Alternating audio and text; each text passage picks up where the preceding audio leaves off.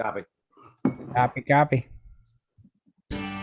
Welcome to West Coast Wednesday here on Prospectors Radio with Kathleen Biffle, Rich Cooley, Scott Swiftwater Tony, Indiana Gold Hunter, Dennis Dayton, and your host, Tim Grimes. We hope you enjoy the show, and thanks again for listening. And Shad. There he is. All right, everybody, welcome back to another West Coast Wednesday right here on Prospector Radio. You know who we are. What's happening, you guys? Anything good this week? Good evening. Kathleen and Shad back from Texas. Tejas. Tejas. You have a fun trip? It was so fun. It was hot and humid. Hot. Very hot. You don't want to move to Texas? Whoa. So Southern Texas. Yeah, I let's be didn't know honest. San Antonio was so much further south than Phoenix. Oh, really? Heck yeah, they're down in the frickin' I Gulf, did not man. know that. Down in I don't know what I was thinking. Yeah, if we were down that far, we'd be in Mexico. You're right there. I guess so. You can walk across, can't you? Yeah. For some reason, I just kept thinking it was in the middle, but I don't know. Oh. Texas is That's why they say you can get to Texas and drive for 3 days and still not get through it. Wow. It's a big state. It is. There's a big state.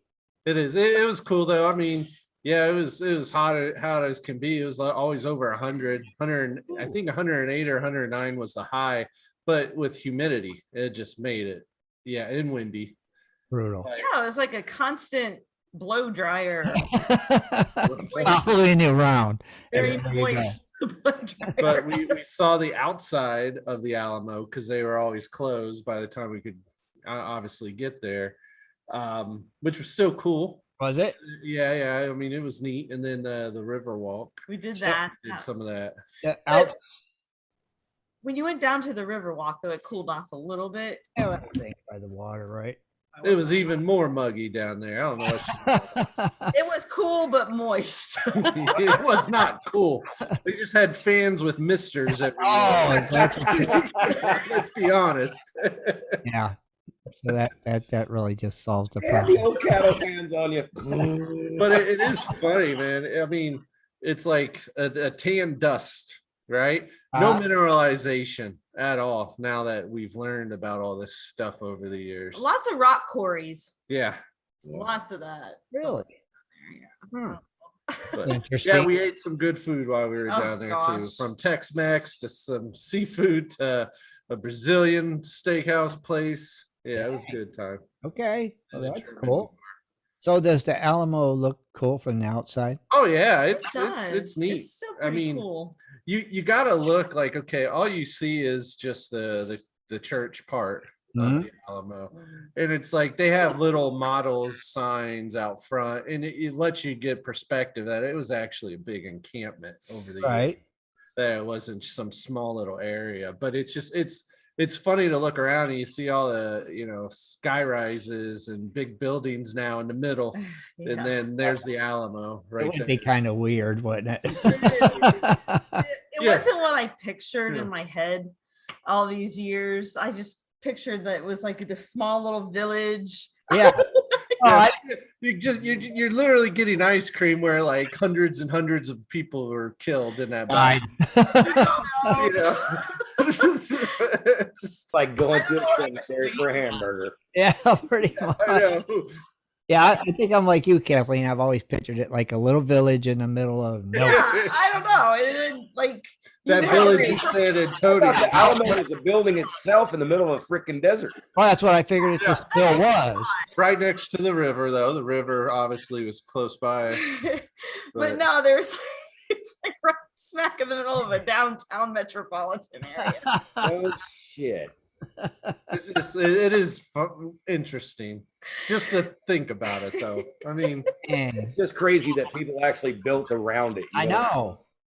Yeah, it is. well, I will say this, it is in a almost kind of in a bowl, almost like Phoenix. It seemed like where downtown San Antonio was, Yeah. and it's right next to a river with year-round water, That's fresh water. that's- So I mean, if you really think about that, it made sense why It was that so high. location. Still, They're going through a drought right now, evidently. yeah. They are. They Oh, had yeah. water I mean, restrictions. you know what people's thinking though? They're like, oh yeah, you get a lot of traffic. Let me build a business right over here so I can get that traffic, and then you got everything. And it's not. That's just weird. Yeah, it's the Alamo. I know, right? It's not supposed to be next to. Yeah, it's the Alamo. It should Well, be. John Hunt says the real Alamo was farther south. So what'd they do? Move it? They wanted to get it closer to the city. Maybe that's just a monument of The Alamo. Well, I mean, it was a bigger Fact check. I think, and the part that we see, they rebuilt that, didn't they? It's not like it didn't have the big arch. Yeah, maybe that's like I said. Maybe that was the. I don't know, but they had like a map of the whole area, and it was a lot bigger. Mhm. But I think the churchy looking thing wasn't only that's not the actual owl. That's not the actual. The actual one. Gotcha. They. But it was nice. Orientation was fun. I got to be in their time capsule Oh, really? because I guess they're celebrating their 100 years in business.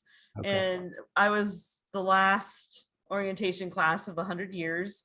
So they got to put our picture in their time capsule. So it was kind of neat. Oh, that's kind of cool. Yeah. It's kind of a big deal. I'm though. kind of It is kind of Kind of a big deal. part of a time capsule now. And then they were taking us a tour, and it's not every day that you get to see like their CEO just walking through the hallway. You don't see that where I used to work. Right.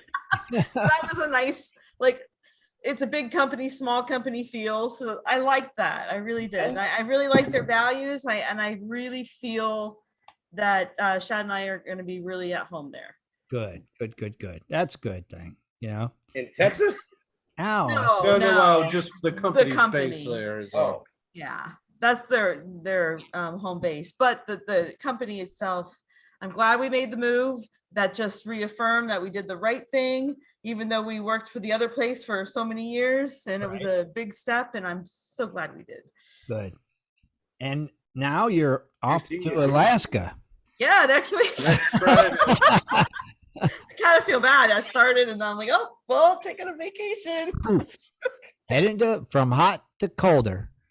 Two opposite ends of the country, right? Yeah, I think it's Cooler. It's Yeah, summer cooler. now, so I think it's They've Yeah, had nice weather up there. really I nice guess. up Looks there. like it. I see the pictures they put. Yeah. How many planes would I have to take to get there from here? Two. Just two. Just two. That's not too bad. That's two. Okay. Just two. Well, you could potentially do three, maybe. It depends on what. Not him. No, he could. There's the path like from Phoenix to Seattle to Fairbanks, but Don't some Alaskan Airlines fly into here, Phoenix? Phoenix, Seattle, Anchorage, Fairbanks for Oh. different pricing. Yeah, You know I mean, we fly air. We're going Air Alaska or That's Alaska. why I said if Air Alaska comes here, it should go right to Alaska. No, Seattle's their main hub. Everything goes to Seattle. Yeah, that's kind of Alright. weird, ain't it? Yeah, Everything stops in Seattle. you think they would go right to Alaska? We're You Alaska. think, We're yeah, Alaska. You would it's, think. yeah. But Where- no, like everything seems to converge. They're big hubs. Wait, In there Seattle. was a flight from Columbus to Fairbanks. No, we're on it, but we stop in Seattle. What are you talking about? At first there No, was. there wasn't. She's out of her rocker. It was Remember a they canceled it? It was just the early morning flight from Columbus to Seattle, then to Fairbanks. No, Instead, before. oh my god. Before we had No, to there change. was never Yes, there a direct was. flight from Columbus to Fairbanks. I remember you got all excited, like we don't have to change planes. No, And then I- they canceled it. Never. No, there's never been a nonstop flight from Columbus to that'd be like almost a 10-hour flight, Oh, that, international flight almost. wow. Hey, you're wrong. That would be a long flight. No, Yeah. she poured way too much. I think the two. You saw my face. Big. Yes, I did. It was a 2-finger pour. Yeah, 2 fingers. Fingers. Yeah, but I don't. Here's one and here's two. Yeah, but it wouldn't take that long if they flew up and just flew across Canada to go to where they have to go. Well, Yeah, they from fly up north. Yeah. From Ohio to Seattle, it's a 5-hour flight, 5 hour and 20 minutes. From Seattle to Fairbanks, it's a 4 hour and 50-minute flight, I believe. Wow. Yeah, but if you went from Ohio to Alaska, you would cut this bull crap out. It's still a lot further away than you realize, unless they went straight up into the Arctic Circle and dropped down. They do that. Maybe, I don't know. Oh, That's what they do. They didn't have that flight. They did. I gotta fly over Colorado to land in Arizona for some reason. Not that many people are going to Fairbanks from Ohio. I mean, come on. How could you Yeah. justify the cost? I'm sure it's not a popular flight. A tenth of a plane. Hey, I was surprised how many people was going from Dayton, Ohio to freaking Phoenix. Oh, well, I would think a lot Can't more go than there. going from Ohio to Fairbanks. You know, I bet Yeah, you that's a like, real low number. Both planes were full. Yeah, well, that seems. Oh, every plane's full It's- right now, man. You're going It's to Dayton, Ohio. It's Phoenix. How? What? I don't get it. well, that way they don't have to drive all the way into Cincinnati Airport, which is technically in Kentucky, or all the way to Columbus yeah. or to Indianapolis. So there's small regionals where they're limited times, but you can take them. Yeah. Ah. Well, Interesting. now there's going to be even less flights, I hear. Yeah. There's a lot of airlines just canceling flights forever. Hey, you can't buy fuel. They can't find pilots. Pilots. Yeah. Jesus God. Because of the mandates and, shortages and all that good That's crazy. Soon they'll have guys like Scott flying Oh planes. God. Yeah. Okay. That did scare me. Ladies and gentlemen, it's a Scott. When I heard on the news that some people in the industry are calling for them to reduce qualifications needed to be a pilot, I'm like, What? No. No. Oh, no. Like, why would you do No. that? Haven't you ever watched air disasters? Right. I know. Like they say on Family Feud. Like they say on Family Feud. Wrong answer. yeah, you don't skimp on pilots and doctors. No. Leave It's them more be. inclusive, they said. Well, you also got to think they laid people off, Yeah. for not getting a vaccine in the airline. Yeah. Yeah. And when they did say for some people they let come back, they just were like, screw you, I'm doing other things now. And then other people were just like, I'm not coming back, period. I'm just doing So now, you have this big shortage, demands up there. But, it sucks. Every plane is delayed. Oh, we gee. had a lot of delays. Every airplane is packed full. You're lucky to have one seat. In fact, on our Yeah. flights to San Antonio, there wasn't one empty seat. Mm-mm. Wow. They actually had somebody sit in the jump seat and another person get off with a $800 voucher plus credit for the flight that they Well, took to leave One later. guy paid for an extra seat Well, he was a big guy. because he Oh, was a big okay. guy. Right. I hate Southwest. I don't like that airline at all. No. I have no choice because the company, that's what they book. Right. so, Yeah.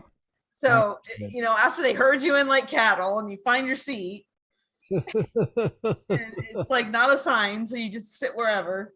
No. And this one guy, he paid for 2 seats. So He's a big guy. yeah. And I felt so bad for the guy. Well, they tried to squeeze another guy in the Yeah. middle, and that guy looked down at the seat and looked at him like, "Are you serious?" And that's when they finally gave Oh, somebody I felt offered up so to bad. give their Wow. check away.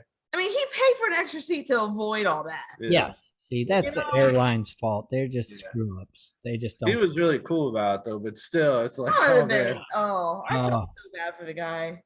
Yeah. Yeah. But, I mean, the It- seats are so tiny. yeah. To begin. I even have to go like this.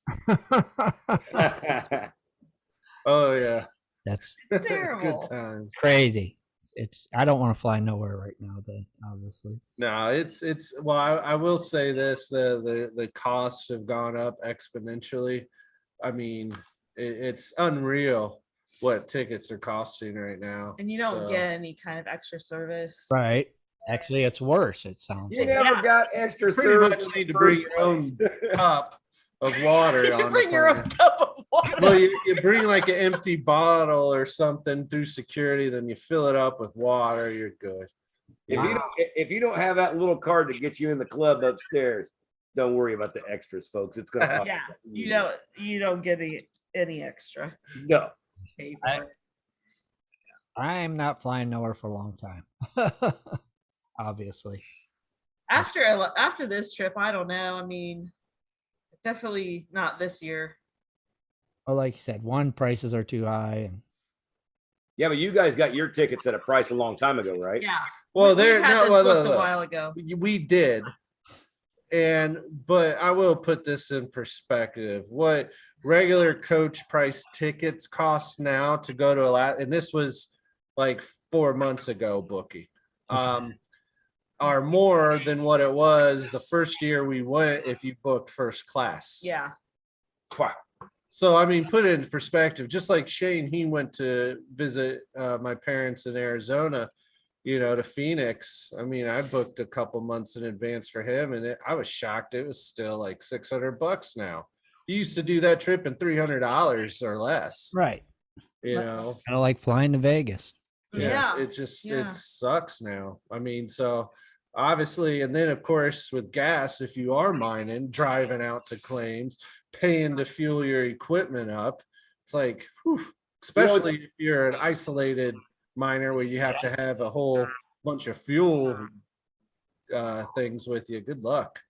That's why I kind of like living here, because I mean, I've only been to Vegas like two times, maybe, like to stay, all night, all weekend. I've been there twice, but it's only 5 hours away. I'm like, dude, I used to make that drive from Indiana to Kentucky, Frankfort, Kentucky, to hang out with some people that I knew down there. I'm like, 5 hours, it's just a drive. Yeah, 5 hours. That's nothing. Right. Yeah. I mean, Wait, I just saw something in the chat room. Go to Vegas. Scott, did you really put John Hunt's picture in the envelope today? I got the envelope today. I mean, that's what you said. You were going to do this before we left for Texas. And it's still not there. I forgot. Now, is it really at the post office? Hey, we need to send the picture to John Hunt. Will you? So you just lied to him. We should have sent Shane over there, picked up the picture, and Shane could have flown back with it. And I could have hand delivered it to John Hunt here in Ohio. oh my God, that's crazy. Look at that. And then Scott just lied.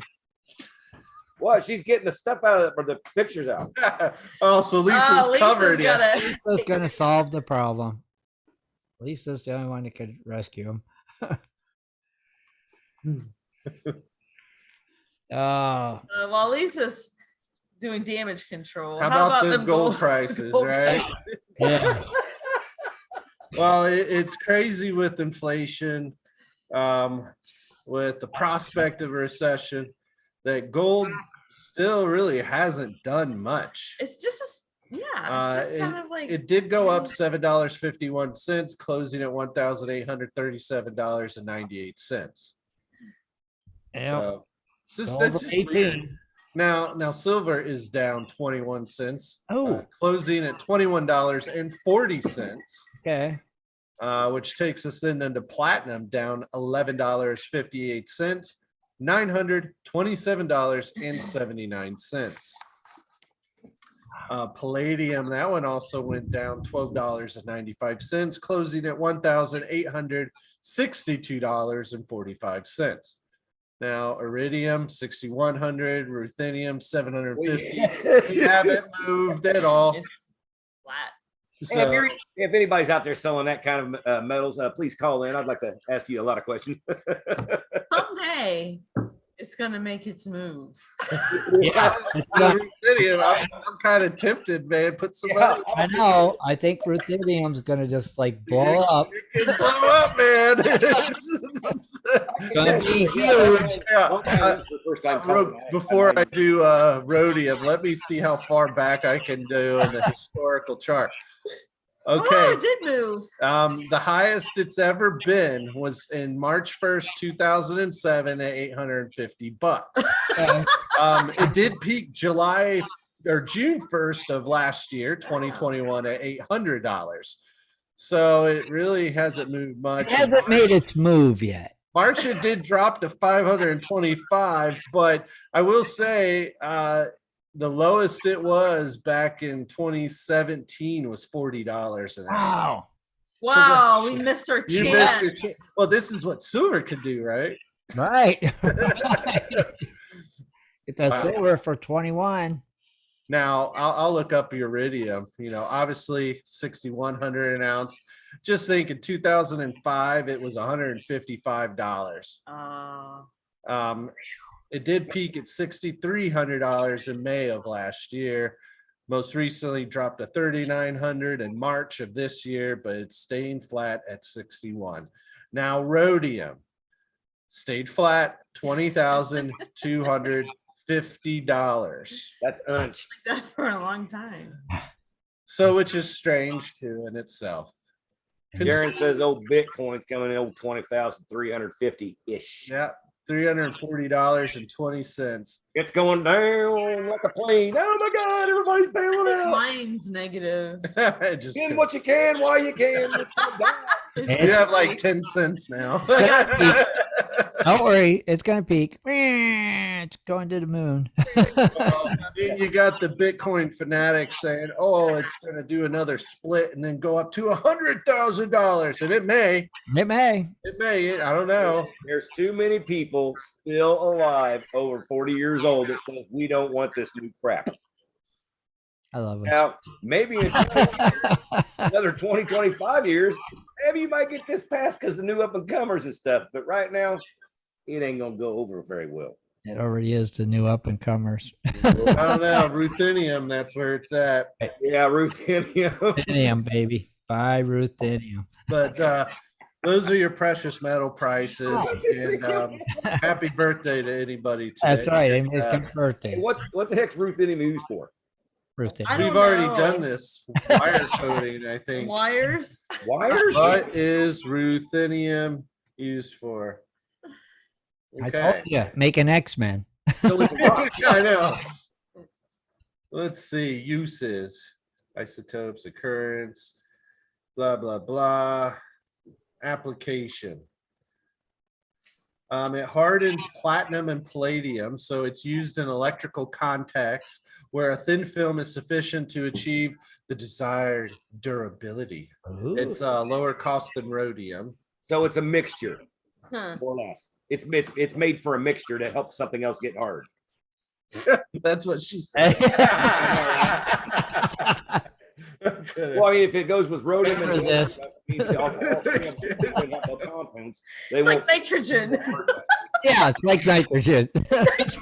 Yeah. Which is kind of funny because we got car batteries and stuff like that, but I thought that was just all lead, but maybe I'm wrong. Well, I will say ruthenium compounds can be used in solar cells. Oh, see? Uh-oh. Ooh. There you go. Uh-oh. It's gonna blow up. Uh-oh. going It's on the move. Yeah, keep your eye out, folks. Coming. I don't know if you see people in Congress, Nancy Pelosi buying ruthenium, better get on it. That's right. You know, Yeah, legislation's coming. Follow that train. Oh, that's right. Grab that caboose and ride it. Yeah, because you know it's going to go to the moon. Just saying. Just saying. You heard it here. Jeez. I wouldn't say it was like, what was that word I'm looking for? Insider trading or anything, but yeah, it might could be. You think? We are not giving you any kind of investment advice. Just tips. Yeah, I can just give you advice what to stay away from. We at Prospectors Radio are not giving you any type. disclaimer. You know, John Hunt, worst case, you could just print out the picture on Gold Prospector Space Yeah. that's posted, and there you go. Are you still sending his stinky finger too, Scott? Huh? Huh? Ding-a-linger? Stinky Maybe. finger? Yeah, I got a bottle of it. All right. Scott, stinky finger. It's in an envelope.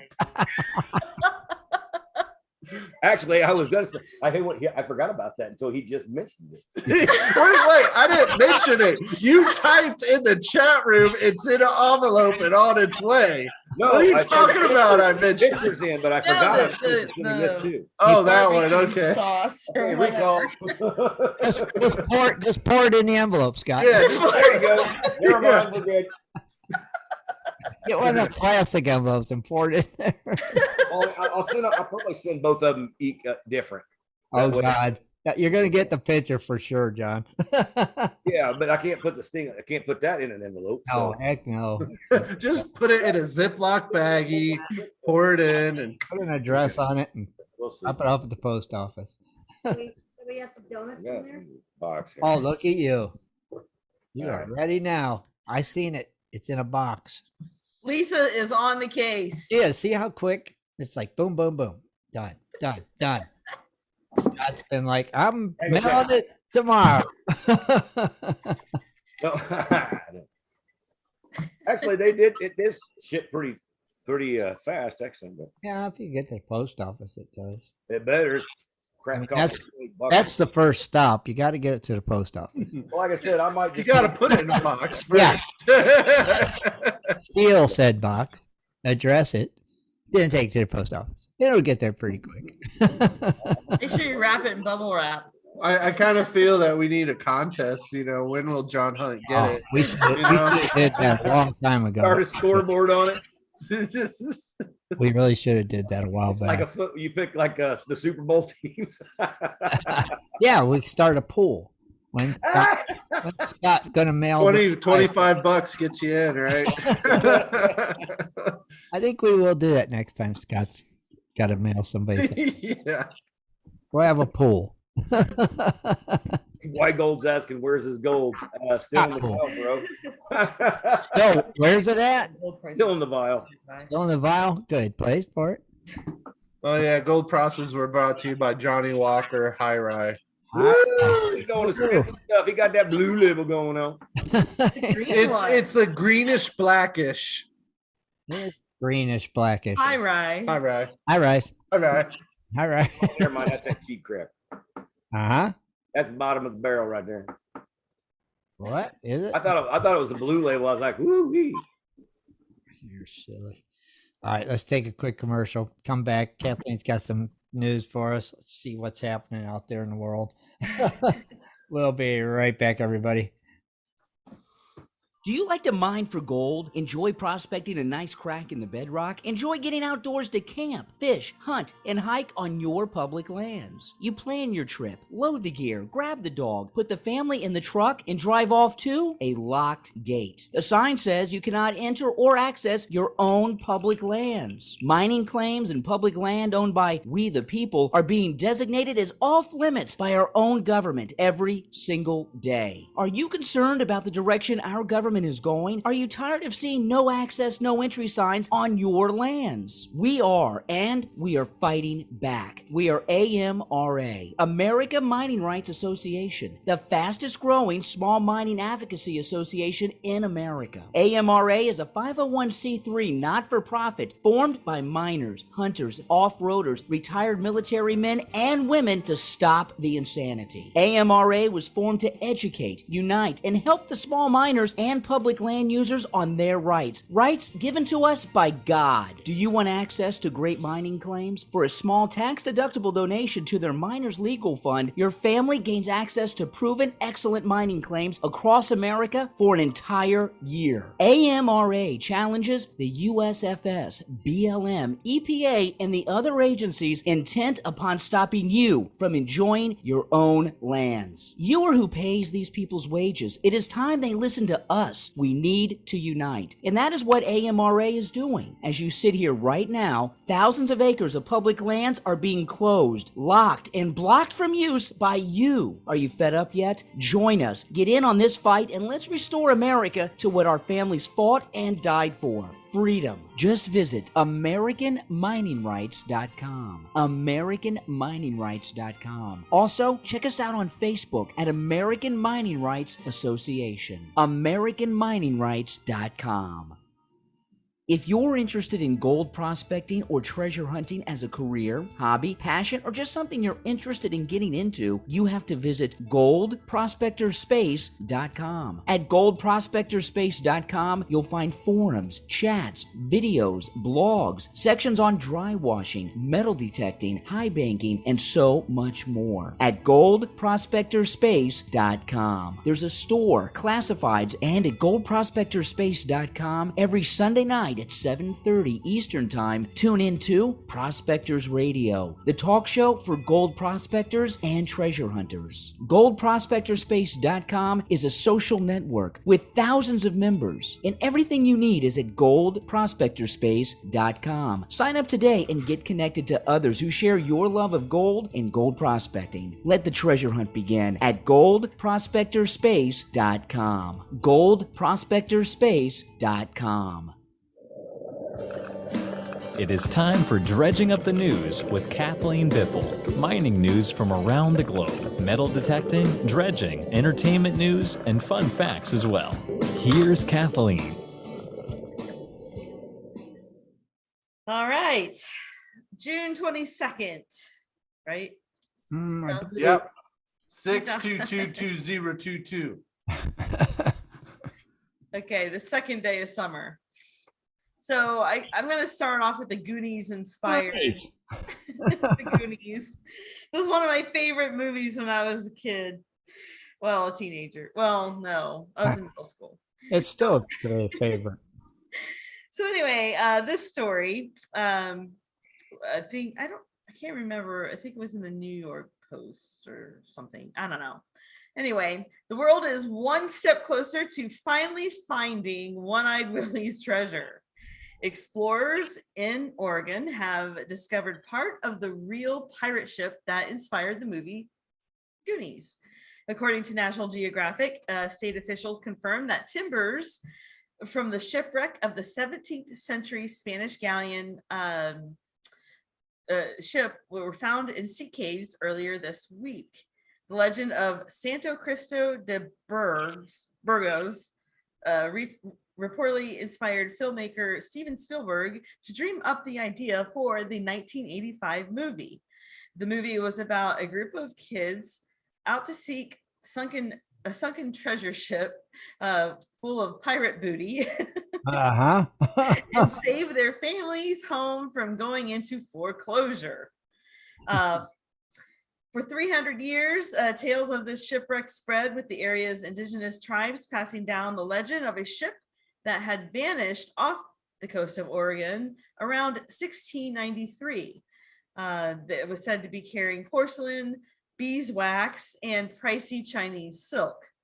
The recovery required a team of archaeologists, law enforcers, and a search and rescue specialist who have been searching for the past 15 years. According to National Geographic, powerful tides made it really tricky and dangerous to find what they were looking for. Steven Spielberg had reportedly seen a newspaper story about this legendary ship, and that's what caused him to co-write and executive produce the cult favorite film that we all love so much, starring Sean Astin, Corey Feldman, and Josh Brolin.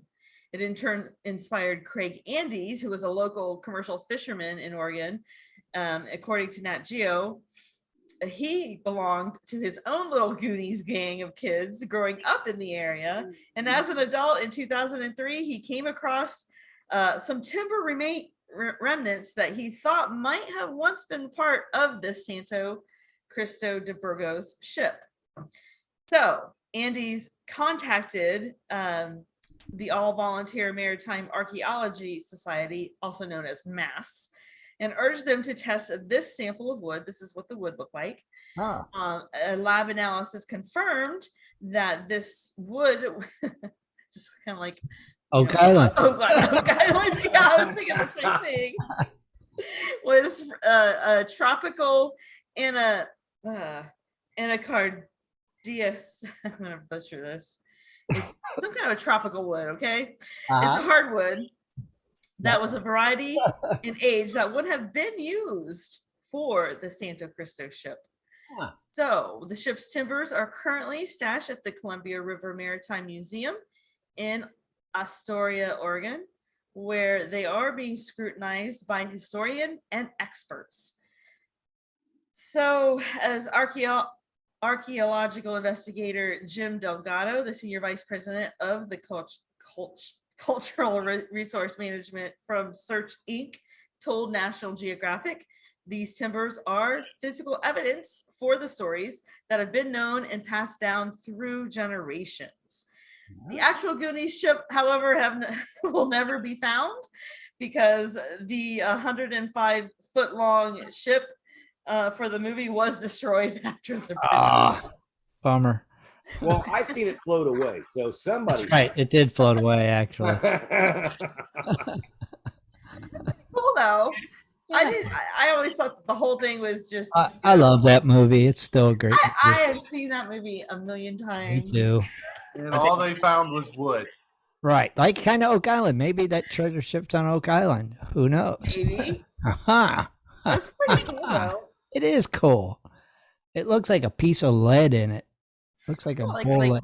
Like right right here? there. Yeah, it Right looks like a here. bullet or something. Musket ball. It's probably a nail.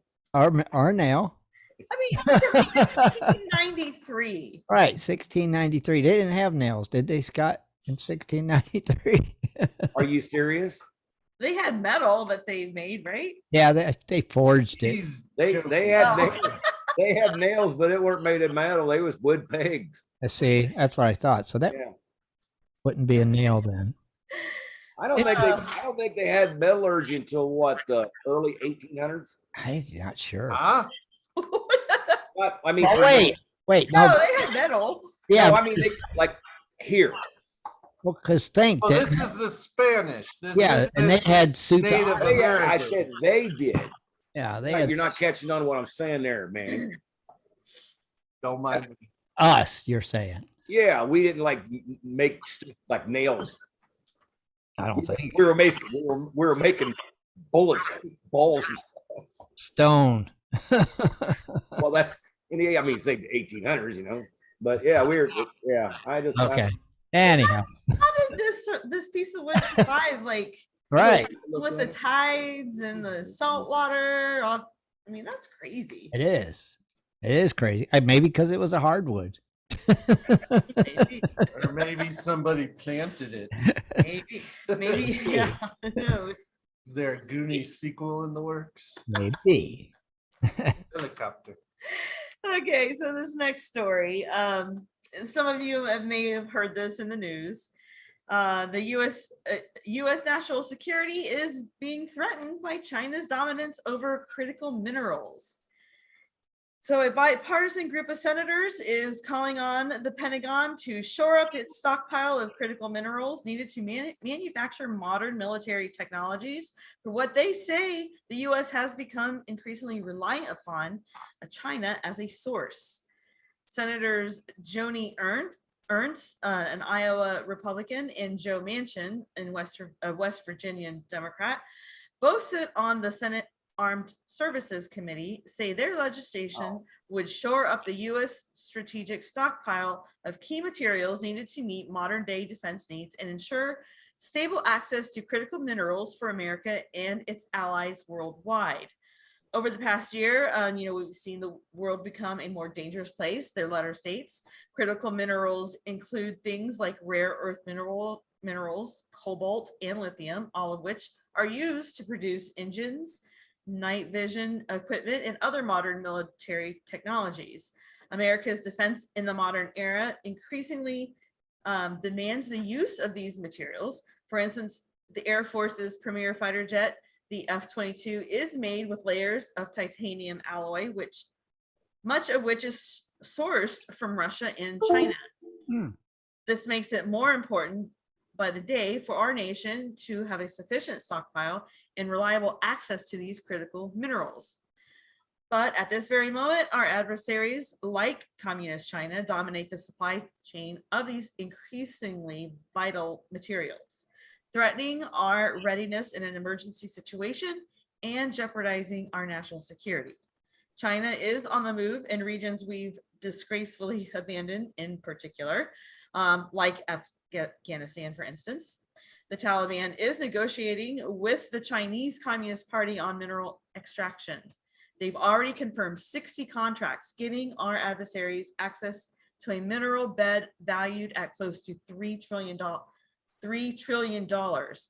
At this very moment, our enemies, like China, dominate the supply chain of these minerals. So according to the 2019 Congressional Research Service report, the US is fully import reliant on 14 minerals on the Pentagon's list and 75% reliant on imports for another 10 critical minerals on that list. Interesting. I wonder when we hear on when they're gonna vote on that. You know? Do not know. More to come. More to come. More to come. On a lighter note. Ah! Okay. So this story is about 30 million in missing gold bars, a couple on the lam from the FBI, and a corgi nicknamed Nugget. He don't look like a This nugget. Well, you can't pack that much gold around. I would have said pork chop, not nugget. The inside story of a precious metal Ponzi scheme. So a precious metal dealer, this guy, Okay. and his girlfriend, this gal. That gal. This guy. Look at that little mustache. A precious metal dealer and his girlfriend recently went on the lam after being convicted of a $30 million Ponzi scheme involving gold and silver bars. They were sentenced, or he was sentenced to 11 years in federal prison. His name is Bernard Ross Hansen. He is 61 years old. And his vault manager and his girlfriend here, Diane Renee Erdman, who is 49, they were found guilty by a federal jury in July of last year of defrauding over 3,000 elderly, mostly elderly customers out of more than $30 million in gold and silver bullion in an investment scheme. The pair failed to show up for their original sentencing hearing in April and went on the lam for 11 days before being caught by the FBI at a motel north of Seattle with 3 loaded handguns, boxes of collectible coins, and a pet corgi named Nugget in their car. The couple finally, not yet, the couple finally faced the music on Monday with Hansen receiving an 11-year sentence and Erdman 5 years. Hansen was ordered to pay $33.7 million in restitution, and Erdman was ordered $32.1 million. Hey, wait, what's up with that story right here? What do you mean? The Well, clock? everybody cares about dogs. What'd the dog get? That's what I'm wondering. Adopted by a new family? I hope Got so. off too cheap. Poor doggy. Now you know who made the deal. Well, here's the corgi. I don't know. This isn't. Oh yeah, you know that guy. He turned This him in. isn't the corgi, but they didn't have a picture of Nugget, but I did have a picture of a corgi. Okay, I thought that Because was nugget. I love corgis. They're so freaking cute. You know a dog named Nugget turned him in. I mean, I hope Nugget went to a good home. If anybody knows the whereabouts of Nugget and they can find the story, let me know. But anyway, those two went to jail. But their story, how they did this was interesting.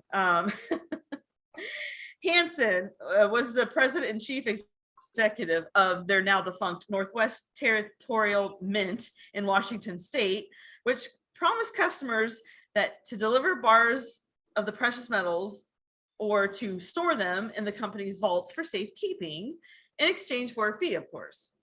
But they say that Hansen and Erdman routinely use the bars in the vault, which belong to their customers, to fulfill new orders.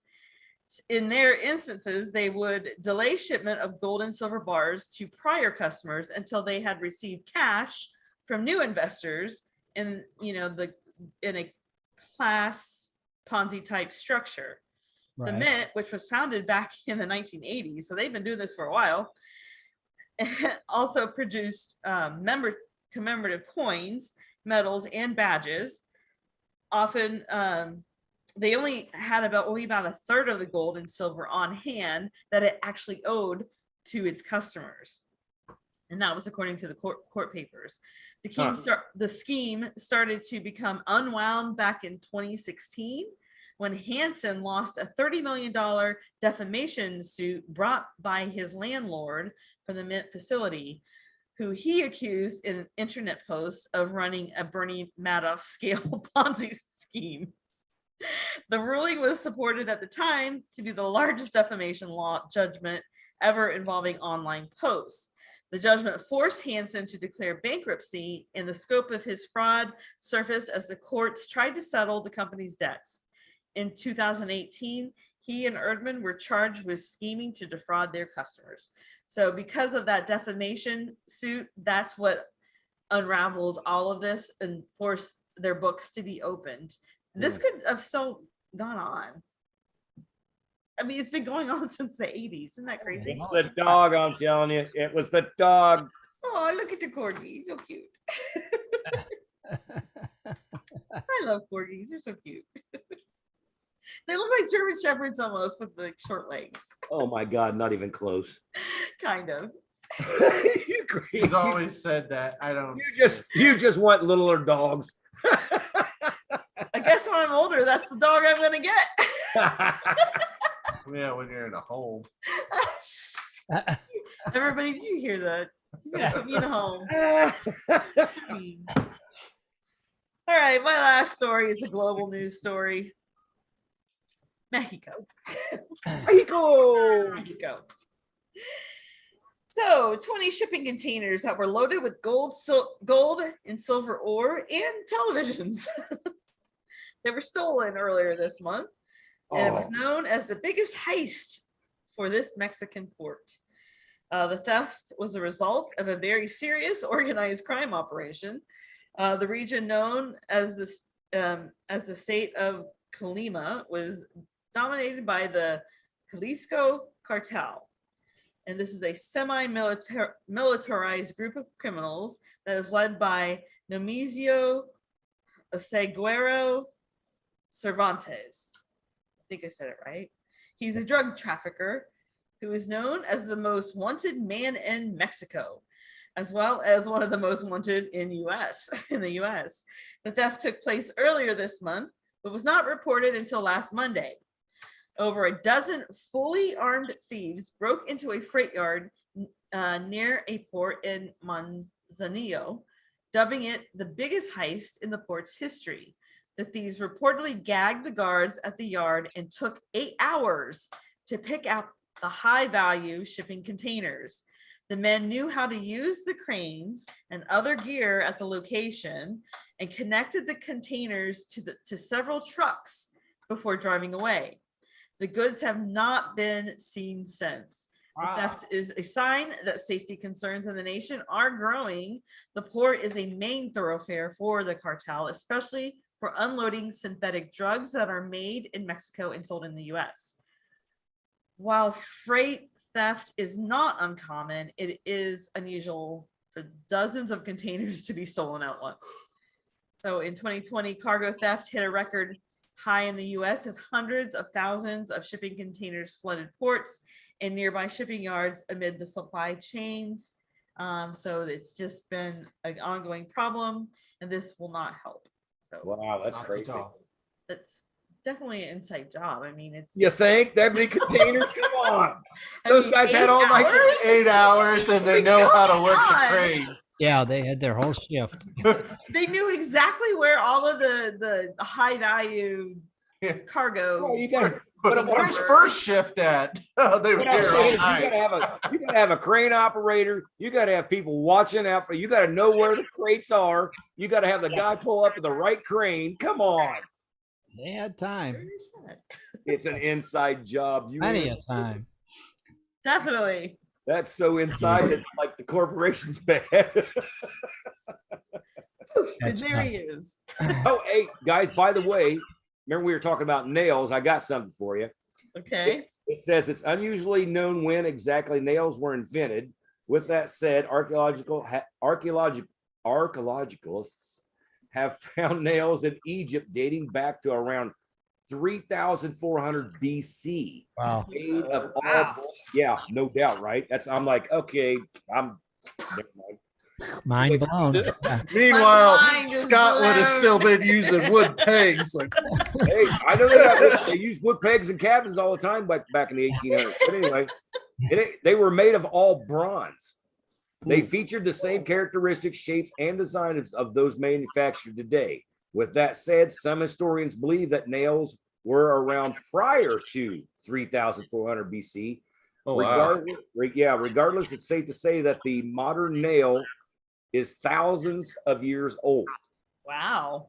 But throughout much of history, nails were handmade and skilled professionals known as nailers. Metal workers would first create a long and slender shaft in metal typically used in heated iron, other which they would pass these objects to a nailer.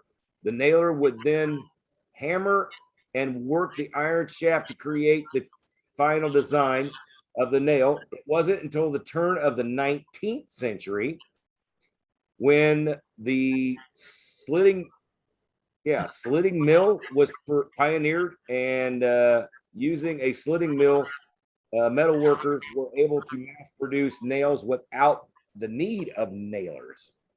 So, Nailers. Nailers. Nailers. yeah, but you got, dude, really? 3,000? Shit. Crazy. Shad, do you have any events? No. Let me. Well, there was one that passed and it already passed. I in think everything's Alaska. over, right? Yeah, I'm double checking the site, but Yeah, I think they're all done. Summer solstice I think was. there was a yesterday. bunch in May and June. Who was that? Was that you? that was not me. Yeah, but nobody has anything in the summer? I mean, Well, in the summer in Arizona, it's just too hot. Yeah. Arizona is, yeah, I know, but I'm talking about back where y'all are, man. The faucet. Well, there's okay. I finally found it. It moved locations. There is Dredgepalooza, July 16th through the 17th, 9 a.m. to 4 p.m. in Laurel, Indiana. Dredgepalooza. Dredgepalooza. You could contact Thomas Pennyweight Folks on the site for more information. Oh, he's going to be in Alaska when we are. Yeah. Is he? Yeah. That's awesome. So just for this Dredgepalooza, it offers plenty of access on the East Fork of the White River. They're going to have a dinner and raffle at 5 p.m. on Saturday. Raffle will include gold nuggets, pay dirt, and other prospecting equipment. The prospecting store will also be open on Friday evening through Saturday starting 9 a.m. and then Sunday starting at 10 a.m. They'll have a lot of other festivities too while you're there. So That river check it has out. a lot of gold in Indiana, actually. Yep. So cool. Cool. That is cool. Dredgepalooza. Yeah, that's about it for now. Not a whole lot, right? Not a whole lot. A whole heck of a lot happening. That is for sure. Maybe in August. Maybe. We shall see. Then you got the Gold Rush days coming up in September, of course, and they're starting to post that, so you're seeing and hearing more about that, I'm sure. I think what else? Anything else we need to cover? I don't know. I don't know. I think we're good. It's 10 o'clock. It's Wednesday. Oh, wait, we forgot to say happy birthday to everybody. Had a birthday today. I said happy birthday, but Chad said happy birthday. We Yeah. missed Yeah. Solomon's Oh, I didn't hear you. Happy birthday to everybody who had birthdays. Yeah. And if you didn't, we'll get you next time. Okay. Well, I guess we'll go ahead and wrap it up then. It's Wednesday. I'm tired. Let's go to bed. Hi, everybody. Good night. Good night, gold diggers. Thanks for joining us. Nice gold diggers. We'll see you Sunday night. We're out of here. Good night, everybody. We want to thank you for tuning in tonight, and be sure to join us every Wednesday night right here on Prospectors Radio for our West Coast Wednesday show at 9 Eastern Standard Time. Thanks again.